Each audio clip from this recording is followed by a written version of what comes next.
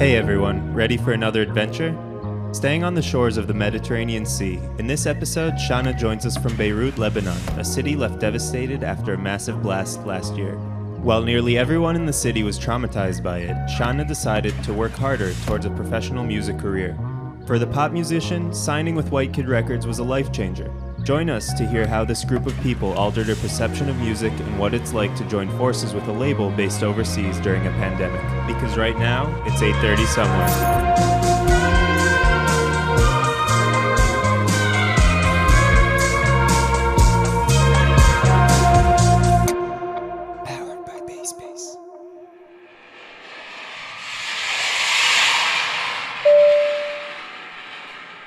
So, Ss.h.a.n.a, welcome to the podcast. Could you maybe tell us about who you are? Sure. First of all, I'm very happy to be here. Thank you for having me. My name is Ss.h.a.n.a. I'm a singer and also an artist. And I'm 20 years old. I just finished university and I live in Lebanon. I've always lived in Lebanon. Cool. And that probably leads me to the second question. Why did you pick up Lebanon and Beirut? Actually, it's just because I've been living in Lebanon my whole life, and in Beirut specifically. I've never left Beirut, no matter what happened. Since I was little, I used to live in Beirut. Before the explosion, I was in Beirut. After the explosion, in Beirut. It's just that it's our comfort zone, I guess. Yeah. It's the place where there's everything. There's our family, the work of my mom, my work, my university, dance courses. If I go to the mountains, I don't think there's any of these. It's beautiful. It's as simple as that, honestly. It's just that I feel home when I'm in Beirut, in Lebanon mostly. That's why I was saying I would never leave Lebanon. Beautiful. Can you describe your music to the listeners who haven't heard your music? Sure. My music is about myself, my experiences, how I feel deeper into my emotions. So I think my music is something that I want to spread emotionally with love, and I want them to want to listen to my music for them to feel better, for them to feel something different, and lessons in life. I'm going to talk about my experiences, whether it's good or bad. So I just want them to relate to it in their own way, to go deeper into their emotions, deeper into themselves, and also to accept others the way they are, and just to learn and be patient. And of course, I want them to dance. I want them to dance like crazy when they listen to me. I want them, like I'm saying, to feel every emotions possible in their body. That's so good. Cool. How are things like in Lebanon now? Good question. Things aren't going really well, Yeah. honestly. We've had the economic crisis, I think you guys know. Yeah. But what happened later on was a revolution because of the economic crisis, because of so many other things. And what happened afterwards was the Beirut blast, the 4th of August Beirut blast, which was something completely unexpected. It changed people's lives. People are living differently since then, thinking differently. The country has been, working thanks to the people of the country. So it has been a very hard situation and it has been hard times, honestly, because people don't have work. People have lost their loved ones, have lost their homes. And I'm actually talking about myself and my mom and my sister. The Beirut blast happened in the port of Beirut, and our houses was just exactly in front of the port of Beirut. Wow. Thankfully, no one was home. That's a full other story, which is better not to get into it. But no more house. Building is completely destroyed. So now I'm living somewhere else in Beirut as well. But I can tell you that I've lived it, and my mom has lived this catastrophic moment. My sister as well. So yeah, if we need to say how Lebanon is going, it's not going pretty well, but we're still keeping our head high. I think, as you can see, no matter what's happening in Lebanon, I'm trying my best with my label company that everything's possible no matter what's happening in my country, even though For I'm sure. Lebanese and opportunities are so short right now. No work, nothing. We should keep going. We should keep our head high. Definitely. Wow. Your And yeah, label is based in New York, right? yes, exactly. Yeah. So how did you get to them? First of all, I was actually posting a lot of covers 4 months ago because I started realizing that I wanted to do this my career. So maybe I should go deeper into it, you know? And so I started doing live videos on Instagram with people that could help with my exposure, such as Big Hass. And he asked me a question regarding my music, and he was like, what do you think you want to do with your music? Do you think you want to do it seriously, or do you want to take it as a hobby? And I said to myself, no, I want to make this my career, but I think it's going to have I think I'm going to have to work so hard, because right now I don't have a label. I don't have that many followers. I don't have the experience yet. I mean, there's so many things to learn. And then unexpectedly, and all of a sudden, I guess a week after doing this live video with him, White Kid Records talks to me, DMs me on Instagram, saying that they've been following my progress, they've been seeing, they've been listening to my, my covers on Instagram, and they've been watching my live videos, and they said, we're interested. So are you? And of course, many people are going to come and say, look, you have to be careful. Labels could bring you down. Labels, you can't always trust labels and stuff. So I said to myself, let's keep it private for now. Let me do what I have to do. Let's try to meet on Zoom meetings just like that. And so we started calling each other. He was checking my music. I was checking their work. They showed me their type of music and lyrics, and where they actually visionize the where they want actually to put me. How many artists do they have signed? I'm not very sure, but I guess they just have one artist. It's not a very big label, but it's crazy how professional they are.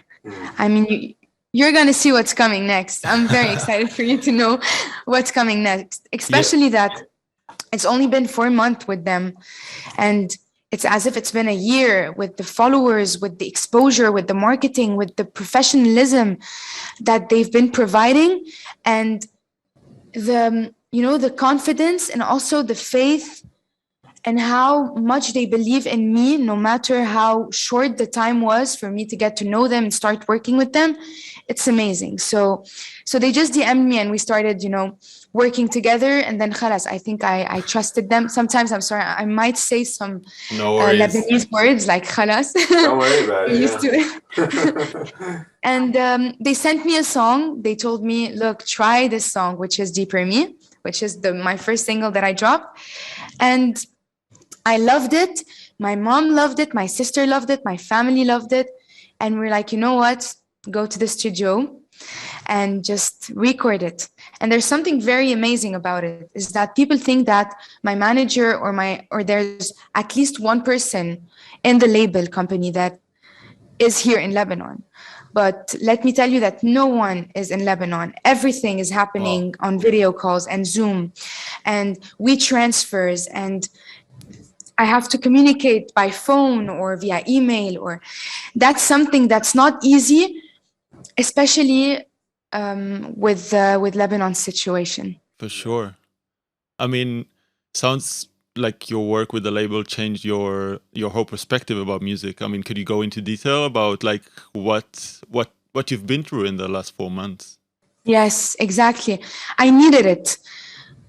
First of all, I just look at my mom, which is the person I look up to mostly, and I just see that after everything that she went through with the explosion and losing friends and best friends during the explosion, that she still gets up in the morning and she still has hope for a better tomorrow. She works for her kids, she works for her life. It's not the end of the world. As long as you're here and you're good, then I guess you have to keep on going. And this is what kept me as well going. Starting after the explosion to write my music, but I haven't released anything yet, saying that this is what I want to do in life. And especially not only because the situation in Lebanon with the economic crisis, or the explosion or anything in that matter. It's also that in Lebanon, it's very hard to have an exposure.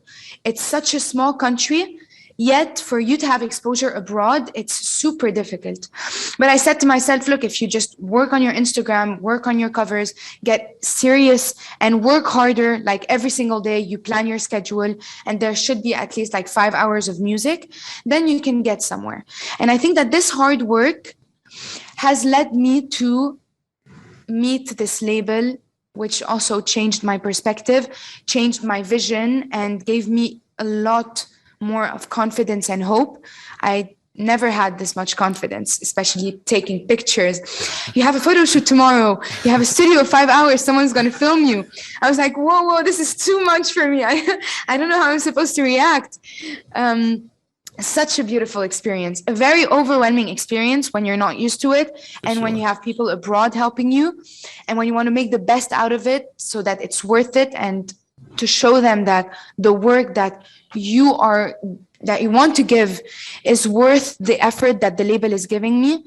Then it's hard.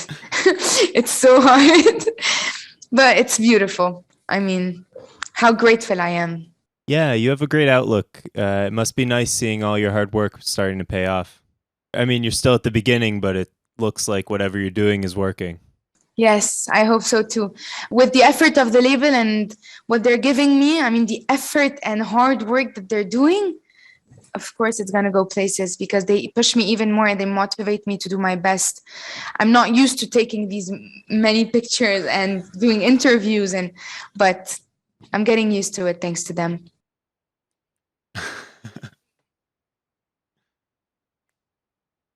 Good question, by the way. Lebanese photographers to I know. session? For example, having contacts in Lebanon and directly I can go to the studio, that's amazing. Yeah. I asked myself the same question. It turns out, I promise you, I was like, okay, you have studio tomorrow at Ss.h.a.n.a, the Brain Studio. I was like, wait, I don't even know this place. How do you know this place? But turns out the manager has been in Lebanon for so many years. Really? And yes, it's out of New York. And my manager, which is Daniel Korkhov, you guys talked to him on my email. And so he's been to Lebanon and he has a lot of exposures, which is amazing, which gives me a lot of opportunities and a lot of open doors. So he has a lot of contacts because he has been into the music industry and into, the record labels and stuff since the beginning, like I guess 10 years ago or even more. And in the marketing also industry. Yeah. So he had the contacts and I love his style, I like the type of music he listens.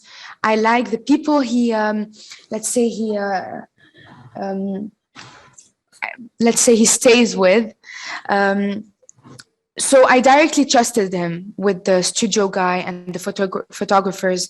And also my mom, since she lives here, and she lived here all her life, she has contacts with photographers for her own work, which she's an interior architect. So she also takes pictures of her designs and stuff. And some photographers also took pictures of her designs. So there's also a communication and a link between every contact, which is amazing. And I trust him blindly. With time, I'm trusting him even more. That's amazing. Yeah, for sure. Like having someone to take contact care of. Is everything. And having someone to take for your everything. I mean, for your whole I'm safe. At least I'm safe. I'm not like waiting for the label to tell me, okay, go and just check, search for me a photographer that's good enough. Because I have no idea. I'll do my researches. I don't mind. I can ask a lot of friends, but professional and the way he wants it, for him to talk to them, trust them, me to trust them. I'm very, very happy that he already had the numbers and contacts, and that's amazing. Yeah. You were talking earlier about getting exposure and how hard it is in Lebanon, being a small place. And I guess that the thing that kind of made me think about you trying to get exposure is maybe the fact that you chose to sing in English. Exactly. Could you maybe go into that and like, I mean, you're speaking Arabic, I guess, at home. Actually, Or French? I speak French and I speak English home and sometimes Arabic. I mean, my mom says, Shana, you have to speak Arabic. You have to know how to speak properly Arabic. And I'm like, Mom, it's so hard to speak Arabic, but Really? I'm trying. Of course, I know how to read Arabic. I know how to speak Arabic. But the only thing is that we've been used to speaking French and English, mostly French because I've been to a French school my whole life. They've been teaching us Arabic, yes, but the education and the way they used to communicate with us was only French, and English. And they actually wanted to provide as many languages as possible, which is why I speak more French fluently than Arabic. So I've been used to singing French and English, mostly English. I don't know why, it just came, I guess, with time when I realized that I love to sing. I used to listen to English music, pop, Adele, Amy Winehouse, Michael Jackson, Alicia Keys. I never used to listen to, and still, I don't listen to Lebanese singers. I only listen to, for example, Fayrouz, Majid al-Rumi, Sabah, you know. But I guess this is because education took me to speaking French and English, which led me to singing English. It's fascinating, though. Can you get by with French like throughout Lebanon or only in Beirut? No, actually, I would guess more in the north than in the south, right? yes. Let's say mostly in Beirut, where the city is located, mostly there. But of course, you find in different places, in different cities in Lebanon, people speaking even Spanish, English, Arabic. Really? Where does the Spanish come from? Curiosity, I guess. We're all curious, and we're very curious to know how to speak Spanish. That's the first thing we want to do. When I was in class, I was like, you have to choose between German, Italian, Spanish. All of us were like Spanish. I don't know why. I don't know why all of us, we always want to learn Spanish. Maybe because it's the easiest telenovelas, language. yeah. But still, when I was at school, I couldn't even learn. Like a year later, I forgot everything. I think we were so excited to learn this language, and then we just took it not very seriously. I think it's a must, though. Spanish is a very important language. So I started taking Spanish courses, and I started also taking German courses. Good luck with that. Just for me to have many languages as aside. That's very cool. Now German is like extremely tough, so at least for me, I don't know. Like, maybe it's just like a subject. It's very hard. Yeah. Talking about Beirut, I mean, just reading some and like knowing about like French colonialism around like the Middle East, I think that like at least the myth that I was raised on is that Beirut, like back in the 70s and 80s, was this sort of Paris of the Middle East, with all of those little cafes and like jazz bars. People, like, I have the mental image of people sitting with like a cigarette and like one of these like coffee shops. Yes. Throughout Beirut. Yes. I mean, is it still prominent? Could you still find it in? You know, I agree with you regarding the old Lebanon. They used to call it the most beautiful country in the world, and they wouldn't even exaggerate at all. It was the most beautiful country in the world. In my opinion, the happiness, the love for Lebanon hasn't changed, actually. No matter what Lebanon has gone through, the love for this country keeps growing. It's as if we're unbeatable. We keep on rising again and rising again and rising again. Yes, we've been through so many things which made a lot of changes in Lebanon. From the country physically, like when you see it, it's completely different. It's completely broken, destroyed. The people also are miserable. But there's also this side of Lebanon that won't change ever. We just keep on we keep this hope for Lebanon. Persevere. And yes, by the way, after the explosion, for a month or maybe 4 months, I can't really recall, Lebanon has been a bit down, sad. It's as if the whole country, even itself, was hurt. But a month later, now you go down to Badaro. It's a city where I live now. Madam Khayil, where the explosion happened. It's as if it's live again, you know, it's alive. There's the music, no more places and pubs. People are laughing, loving, living the life as much as they can because they're so hurt that they try to enjoy. So, yeah. Wow. There's something beautiful about that. It's really scary. Yeah, I mean the blast was major, massive. Yeah. Yep. Especially when it's unexpected. You know, people during the war they know and they knew that they would receive, you know, some bombs from like in an hour or something. We had no idea, no problems, nothing. Just. Yeah. So your label is based in New York, and you were talking about issues of, you know, reaching a global market as a musician in Lebanon. Has it ever crossed your mind to, like, I don't know, move to the States or to be closer to the label, you know? I'll just add like a small thing. If I'm not mistaken, I just saw that you had like for your new release, like you had your portrait on, was it on Times Square? Right? Yeah. Wow. Yes. Wow, I didn't know that. I woke up this morning, my manager called me, he was like, I have a surprise for you. I'm like, tell me, Daniel, what's up? Don't so this is fresh news. Yeah. Wow. That's fresh news for all of us, I guess. People were asking me, oh my God, Shan, I'm so happy for you. I'm like, I can't believe it. They're like, wait, did you just know about this? I'm like, yes, he just called me, showed me the video, and I couldn't even believe it. And I still can't believe it that my cover was posted on Times Square. I mean, on a billboard. And it's been like, 5 months? I'm in the music industry with this label.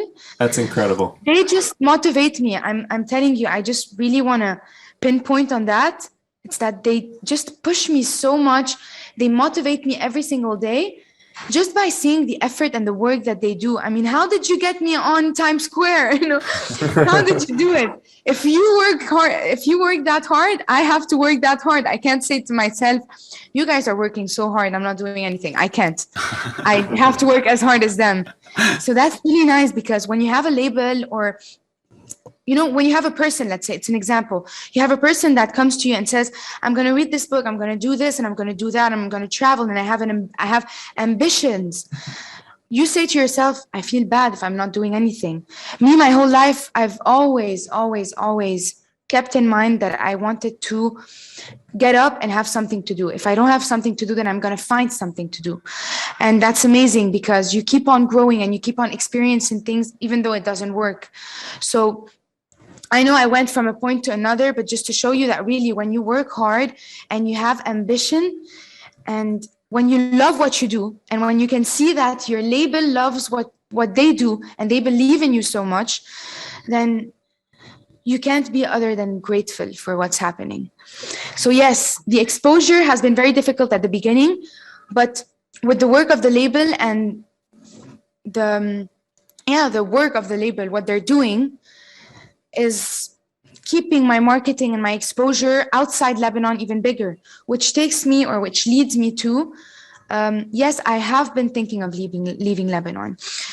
Something very important is that my friends and myself, I said to myself that I would never, ever leave Lebanon because before I never said to myself that I would actually do music as a work, you know, as something very serious in my life. But which is why I said to myself, I'm going to stay in Lebanon. I'm going to find a job. I'm going to do volunteering. I'm going to go to volunteering companies and I'm going to help people. And I'm not going to abandon my country. But now I can't. I have to think about myself. Here in Lebanon, you just love your country to the point where you can't think of yourself that much anymore. But now with my music, I can't go where I want to go and where I'm aiming to go if I stay in Lebanon. I want my exposure to be huge in Lebanon, but I want it also to be very, very grand in New York, in Paris, in London, everywhere. And also let's say the target market or the people, the audience that I want are not only from Lebanon. And the style of music in Lebanon isn't really my style because maybe it's more Oriental style. There are some people that love my music, but I know that people will accept who I am more when I'm from abroad, you know? That actually leads me to like another question. Like, do you think of your music as Lebanese music? No, not at all. I think the picture that you can see on the billboard or the one that I posted on Instagram for my new release coming soon, I think that many people, because nowadays Lebanon has been very open-minded, not like before. Before it was really closed-minded. It was very hard to show to people who you were. You know, you can't walk on the streets of Beirut and feel confident or feel 100% yourself. You can't. Why? But now it's getting better and better. I mean, it's just because, people, it's not something that's super negative, but it's not like in New York, you can get out and just dress with a crop top and a shorts and stuff. You sometimes can feel a bit uncomfortable with every story that happens in Lebanon, or because people can look at you. You have this mindset and you've been educated this way, unfortunately. But nowadays it's changing thanks to social media, to speeches, to debates, to people in Lebanon speaking and raising awareness about things that aren't supposed to be happening, just like homosexuals, or, I'm just opening any subject that is, I think, forbidden in Lebanon, and that is you can't even talk about it in Lebanon. They are debating for us to be able to talk about it and to be free. So now, yes, Lebanon has been a bit more open-minded, which leads me to posting pictures like that, feeling more confident, and I don't mind posting these pictures knowing that I have a lot of people in Lebanon supporting me or not. Do you get some backlash from like friends, family? I only get positive. That's great. Positive comments. Yes, that's amazing. Starting from my family to my friends to people I don't even know. I go to places, like I go to a party and then suddenly I see people coming to me. I'm very, very not used. I'm not used to this.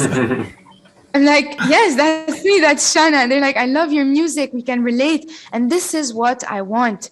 This is what I want to give to people. I want them to relate to my music. I want them to feel something, whether it's the same story as mine or not. I just want them to feel something when they listen to my music. This is how I knew that I actually liked to sing. It's because people, when I used to sing when I was like 12 years old or 10 years old, would say, I have goosebumps when you're singing. There's something wrong. I feel goosebumps. I feel happy. I feel emotional. I feel something different. And I was like, wow, how am I actually making these people feel these emotions? There's something special. So I started singing, and it became a passion of mine. And yeah, that's how I kept on going. That's super great. So there's a video on YouTube of you dancing. So do you consider yourself a dancer also, or? Yes. Yeah. I consider, honestly, without speaking about myself in this in this way. Well, that's the concept of the show, though, so you'll have to. Yeah. Yeah. If people ask me, who am I, or what do I do in life? Where do I work? I would say I'm a singer, but I would also say I'm an artist, because I'm not only professional in singing, in the singing part, I'm also a dance professional. I've given dance courses 2 years ago. Wow. And I've been doing dance since I'm very little. My mom started, I went to do some ballet classes when I was like 7 years old. 5 years old, 7 years old. I stopped 3 to 5 years later. I still regret stopping because it's something beautiful. But thanks to my mom, I love music. I love to dance. I have this, this love for everything that's related to music and melody and groovy. And Did you pursue music? Like, did you went to like professional classes before that? Like, how did it come about? Regarding singing, I Yeah. never took singing lessons before last year. I took it with a very, very, very good teacher. And then now I'm taking with another teacher because my previous teacher traveled to Canada. Also a reason because of Lebanon, everybody's leaving. Really? So now I'm taking courses with, her name is Arax, and she's such a professional teacher. She's been teaching to the most popular and known singers in Lebanon, Fayrouz, Majid al-Rumi. Wow. Wow. Yes, it's amazing. Anyways, whatever I want to do, I wanted to do it perfectly. I want to go to the top. So if I can find a perfect singing teacher, then I'm going to go for it. And for my dance lessons, yes, ballet to hip hop to jazz to street dance to pop, hip hop, and now I'm currently doing something, a style like jazz, mostly jazz, heels. I'm trying to experience as much as I can because I love it. I love it. I mean, that's the time as well. Yeah. And during COVID, with everything shut, I mean, you have the time on your hands to like experiment, and Exactly. It's probably been a while since you did a show, right? Because of COVID and all that. Were you performing before COVID? Actually, I've been performing, let's say, as a hobby. I've been on stage at Heartbeat. Heartbeat is an NGO. They actually organize concerts and events, and the money goes to hospitals, mostly the Heartbeat Hospital. The money goes to people that have heart problems. Sorry. So I actually started singing when I was 12 years old. I went to do an audition at school. At school you have events, you have Ss.hh.a.n.a. So I went and I auditioned and they said, okay, we'll see you next time. So I performed on stage. My friends had no idea that used to sing this way or that I was that confident on stage, nor did I. I'm serious. I had no idea that I was that confident on stage or that I would feel so comfortable and so happy. So I went on stage and I sang my first song, and then I went to the next stage, which was the final stage, and I won first place. Wow. It gave me so much confidence. At what age Not was this? only 14 years old. Wow. At 12 years old, I realized that I liked to sing. My sister told me, my family told me, my friends, but very few friends. I kept it to myself. And then at 14 years old, they organized this event. And I said to myself, Khas, you're going to do it, Shana. Try it, be confident, go and sing in front of people. So that was my first performance, let's say. And then afterwards, at 15 or 16 years old, I guess 16 years old, a friend of mine was a part of Heartbeat. And a huge concert. It's really not something very basic. It's a very huge concert in Lebanon, actually, compared to other countries. In Lebanon, 3,000 people would come and would donate the money. Wow. And would watch this event. So I said to myself, just try to contact someone that is a part of this event. My mom knew the pianist. So she talked to him and he was like, sure, normally they don't take young students or kids to go and interview and be a part of this event, but just let her try. So I went and I interviewed and I sang in front of them and they loved it. Then a week ago, I received an acceptance and I've been a part of Heartbeat since now, but because of COVID, we haven't been able to do a performance or a concert this year because of the situation. But usually we do that every year. And the concert is at least 3 hours of dancers, professional singers. Yes, professional singers, professional dancers. It's amazing. So I guess I can say that I have the experience of being on stage, maybe not that much, and being the main singer, because I wasn't always the main singer. I was the back vocal singer and I was dancing with them, or we would do a duet. But I'm very grateful that I got this experience and not say to myself, I've never been on stage. I could have stage frights. I still do stress a lot before getting on stage. I think it's very human. I ask myself why, because every single time my sister comes to me and she's like, Shan, why are you so stressed? It's like the 10th time you've been doing this concert. I'm like, yes, I don't know. I don't know why I'm feeling that way, but it's human nature. For sure. Human nature. But then when you're on stage and you love what you do, then it just comes. Yeah, it all melts away. Yeah. Naturally, yes. Do you think, I mean, you can't really, it's just like a hypothetical question, I guess. Do you think it'll be different once you perform with your music, like your stuff, your song? You mean if I perform a cover or if I perform my own song, how do I feel? What's different? Yeah. Very different. First of all, I still can't believe that I'm singing my own song in such short time.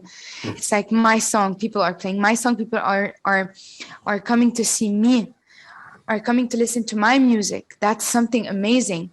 For the performances of Heartbeat, yes, they used to come for our energy, because we used to sing really good and stuff, but they wouldn't come for a specific person.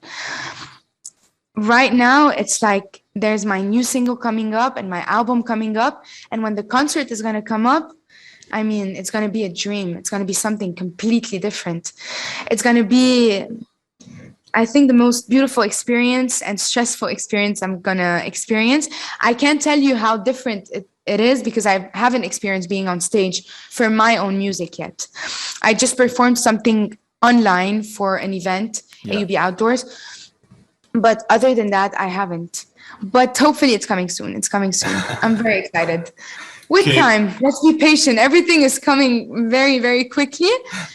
It's beautiful. It's extraordinary. But for the performances, I think it's okay if we take a bit of time. Definitely. I mean, there's something good about it as well. Like, it doesn't let you, like, you can't reflect on it and just build the stress. I don't know. Sometimes when things happen quickly, it's just like, I have to work. Like, I have no time to think about it, you know, like, but, I mean, everyone's different. So True. Can you share some of the details about your new project, Single? I mean, now that it's been like not really uncovered, but sort of portrayed. Sure. Exactly. Since it hasn't been really that uncovered, I'm going to talk about some details, and some details I won't be able to talk about it. But it's something completely different when it comes to the style of music compared to Deeper Me. There's Deeper Me and there's the next song. It's some completely different styles. It's on purpose. It's done on purpose, actually, because Deeper Me was to show that, was to actually to express what I want to say to my audience and who I am. And in what way do you think like that reflects who you are as a person, Deeper Me? Deeper Me, it's from the title, you know that you have to go deeper into your emotions. You have to love yourself in order to love others. You go through times and you go through moments where things are going to get difficult with people, with whether it's your family, with your loved ones, with your with anyone in your life. It's just that you have to go deeper into the situation. You have to go deeper into yourself. If you don't know yourself, then how are you going to be able to respect others? That was kind of, what I wanted to give and what I wanted to spread to the audience. In my music, for the next song as well, I'm trying not to say the name. I shouldn't say the name. Don't worry, Max will come. Yeah. When it comes, you're like, no, don't say it. It's the same meaning, but more confident. The song is more pop, funky, dance, contemporary dance. It's like Deeper Me, you can't really do like a fun dance choreography. Here, for the next song, it's like you can dance your... So you're going to show off your dance skills in the video? I hope so. There's something coming up as well, so I'm very excited. Yes, of course. In my music, when I talk about my music in my singing career, there's always going to be dancing in it. Always, always, always. I want to, because for me, art is not only singing, it's giving emotions with your music, with your voice, with your lyrics, with your dance skills, with everything, with the people around you, with what you talk about. It's about everything. Definitely conveying an emotion. I think dance is a great way of doing that. I agree. So both of these singles are gonna be incorporated in the same album? Yes. It talks about loving yourself. On my post, I wrote getting over my fears, getting over all of the bad things people say. It's just because everyone has gone through bad friendship problems, like people talking at the back of other people, having fears, having insecurities, feeling like you're not perfect, feeling like you're not worth it. It's like, and I relate to it so much.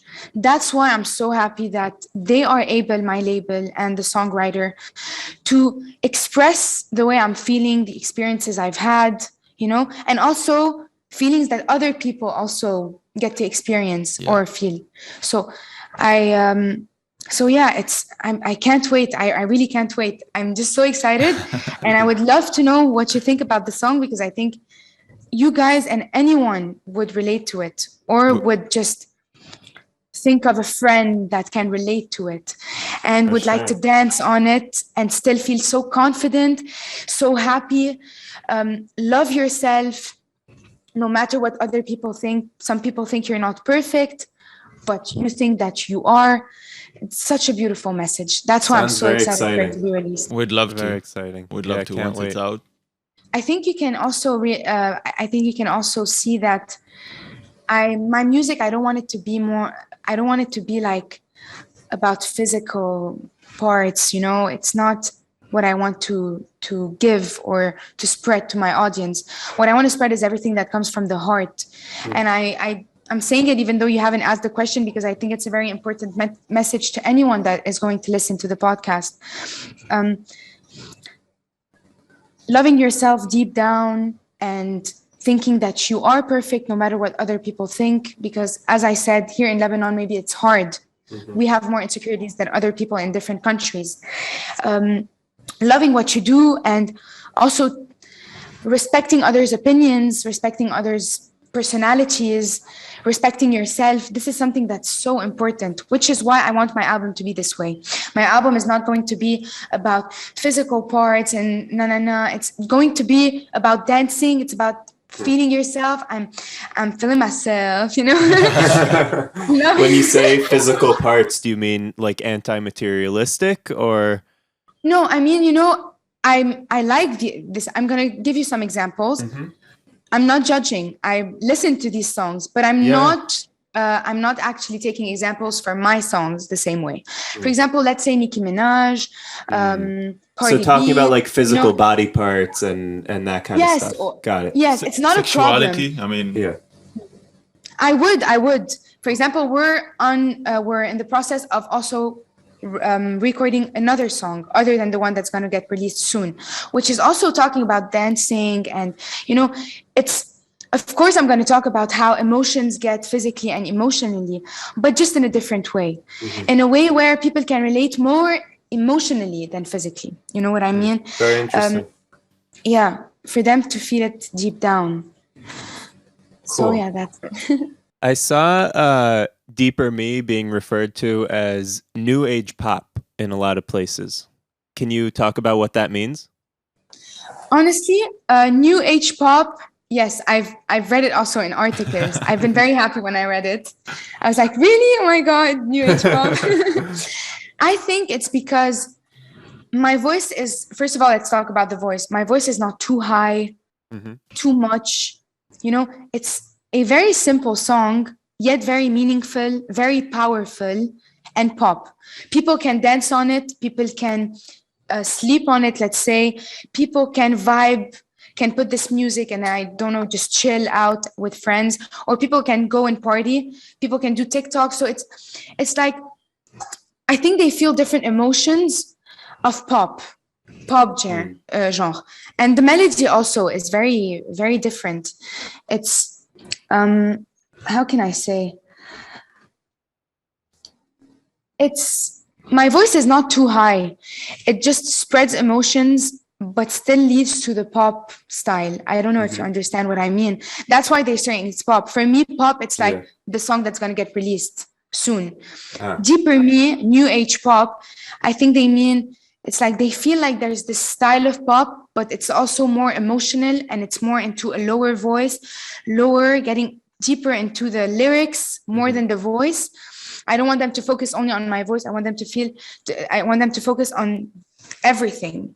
So interesting. Yeah, because I think also like Deeper Me, you talk about getting deeper into yourself, mindfulness, that kind of stuff. And that's, it's very, those are new age ideas. So I guess it probably has to do with that too. Actually, I have also another explanation. My music video of Deeper Me is about, I don't know if you watched it, but I'm holding a phone, which is red for my cover, but I'm mostly holding a phone, and also the guy is holding the phone. It's just to show that new age pop, we're actually relating to the actual current situation, modern situation that we're living in. We're stuck on our phone. All we do is social media, Instagram, TikTok. We film ourselves, sometimes alone, sometimes with people, but we don't get to see what's in front of us, the beauty of life in general, other than in pictures, because people actually get depressed or get sad because of everything that's happening on social media, whether it's bullying and, so many bad and negativity vibes that happens in there. Yeah, that's also why a lot of fake. Yes, exactly. Fake, of course, fake pictures, fake. I'm not judging either. If people want to post something different, I respect it completely. Maybe this is their way of doing it. But what I wanted to say is that if I'm on my phone, I can't see that, for example, I'm taking the example of my music video, that this guy that I love is in front of me. I'm not enjoying moments with him. I'm enjoying it on my phone instead of taking my phone and enjoying these moments that I'm actually having with the person next to me. It shouldn't be only with a boy or anything. It should be with family, with, you wake up in the morning, there's the beautiful weather. Maybe we don't even realize that there's a beautiful weather because we're stuck on our phone, I'm trying to show them that nowadays with COVID, staying home, staying on the phone, everything that's social media, fakeness, negative vibes, or even positive ones, we still have to enjoy these moments together, whether it's on the phone or it's not on the phone. So new age pop, yes, I think because a lot of people can relate to phones, social media, having these problems of staying connected and yet not connected. You're so close yet so far to the person because you're not even connected physically, or the eye meets eye. The eye doesn't meet eye anymore. So yeah. I mean, there's also a good side to it. I mean, the fact that you got your label by posting stuff on YouTube, by the fact that we can do this podcast. Of course. Wasn't thinking about that. Yeah. If social media wasn't here, what would I have? I wouldn't have been here with you guys doing this interview. Yeah, exactly. I mean, emails on so many levels. Yeah. Yes. No. Of course. When I'm talking about the negative things, I'm just saying. You have to enjoy both. You have to balance it. Some people don't balance it. Maybe they should to enjoy. It's like maybe an advice for them to enjoy life and to see what's in front of them. But of course, social media is something amazing. It helps so many people. I think people have started their career thanks to social media, YouTube. So yeah. For sure. Of course. Your name is Ss.h.a.n.a, but you spell it differently on... Like I was sure you were about to talk about this. as an artist, I'm not gonna spell it out because people can see it on the episode title. Is there anything behind it? Honestly, nothing behind the name. It's just that if you search my name in the normal, if you write my name normally, you're gonna find many other artists with their name Ss.h.a.n.a. we have been doing some researches about it before, of course, writing this difficult name. We said to ourselves first, yeah, it's very difficult. Trust me. I've received phone calls. Shana, I love your music, but what's that name? And guys, it's quite difficult. But I actually want to put this mindset. If people want to listen to my music, if people like my music, if they relate to my music, if they love who I am, and they can, again, relate to my personality and the way I want to spread my music, then I don't want to make it seem, I don't want to make it look like it's a bad way, but they would search for me, they would just write, I'm just going to say it, SS, and they could find my name. So it's not that difficult to find my name. You see what I mean? Yeah.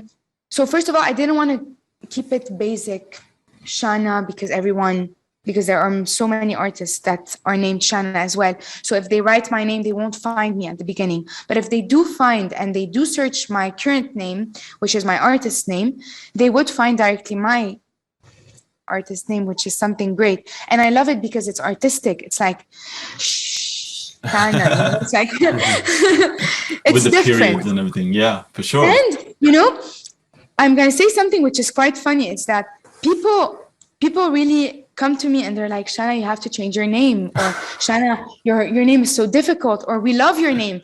And I love it, whether it's negative comments or positive comments, because it shows me that they're focusing on me, my music. They've been searching for me. They've been searching on my music. And I'm sure it's going to get better with time. For sure. For sure. For sure. All right. So thank you so much, Shana, for being on the show. Thank you. It's been great. That's all for this one. As always, this episode of 8:30 Somewhere was brought to you by BASSBASE, your favorite international platform for music-related content. Thank you for listening. If you got this far, we would highly appreciate any kind of support, which is much needed, especially for an independent platform like ours. So don't forget to hit the subscribe button, leave a review, and follow us on social media where you can share your thoughts about all of our episodes. Big shout out to everyone behind this episode. Executive production by Max Goren, Ben Sharoni, Joscha David, and Sophia Reiners. Engineering and post-production by Max Goren. Hosting and editorial work by Ben Sharoni and Max Goren. Booking by Sophia Reiners. Music and sound effects by Max Goren and Hannes Schurig. Artwork by Joscha David. Coordination by David Garaniste. Hope you've enjoyed your flight. See you soon, somewhere at 8:30.